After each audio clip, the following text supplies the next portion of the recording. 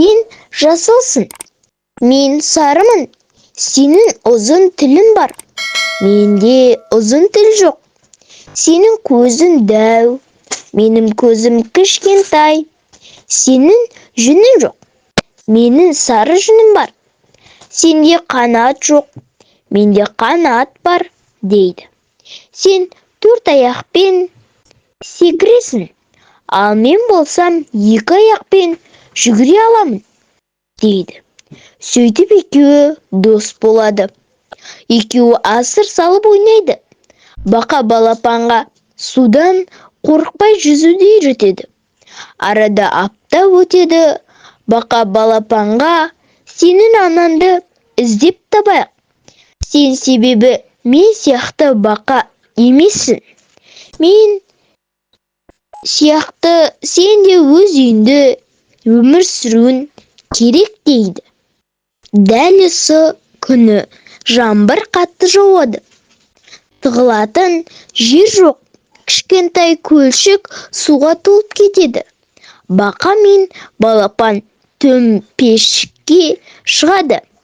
Қараса, алыстан орманды көреді. Бақа, жүр, орманға тығыламыз, дейді. Әбден су болған балапан жүре алмайды. Сонда бақа арқасына балапанды отырғызып, жылдамдата секіреді. Екеуі орманға кіріп, түйе жапырақтың астына тығылады. Түн өте қараңғы. Құстардың, жануарлардың дауыстары естіліп, бойларына қорқыныш билейді. Бірақ бақа ерлігімен балапанға: сен қорықпа, мен сені қорғаймын, дейді.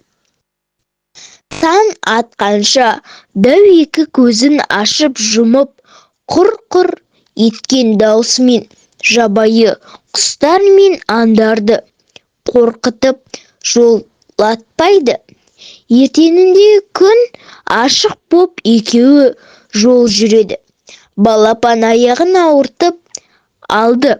Бақа ойланбастан мойнына отырғызып, жол бойымен секіре жөнелді. Сөйтіп күн өтеді, ай өтеді. Балапан бойы өсіп, бақадан да үлкен болады. Басындағы кішкентай айдары қызыл түске айналады. Өсіп келе жатыр. Балапанның қанаты қатайып, жылдам жүреді. Екеуі орманнан шығып, егістік алқабымен жүреді. Олар ұзақ жолда бірнеше апта жүреді. Балапан бидайға тойып, тағы өседі. Сол кезде жабайы құстар бақаны жемек болғанда, әлгі балапан бақаны қанатынан астына алып қорғайды.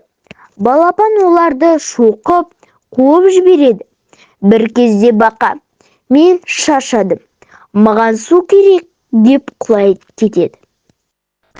Әлгі балапан бақаны арқасына сала ұзақ жолда тез жүреді. Егіс біткен кезде ауыл шегі көрінеді. Ағып жатқан арқа келіп ұмтыла су ішеді. Әлгі балапан одан да есейіп, үлкен нығыз әткеншекке айналады. Ол өзінің судан көрікті екеніне қатты қуанады. Сен өте әдемі құссың, дейді бақа. Мен сұлу болсам, сен өте ақылды бақасың, дейді әтеш. Екеуі арықтан өтіп аулаға кіреді. Сөйтіп жоғалған балапан есейіп, өзі сияқты үй құстарын тауып қосылады. Өзінің әтеш екенін түсініп қуанады. Ал бақа болса, ауыл шетіндегі арықта өмір сүреді. Сонда өзі секілді бақалармен кездесіп, жалғыз емес екенін ойлады да қатты қуанады. осылайша бақа мен балапан іздеген мекендерін тауып бақытты өмір сүреді.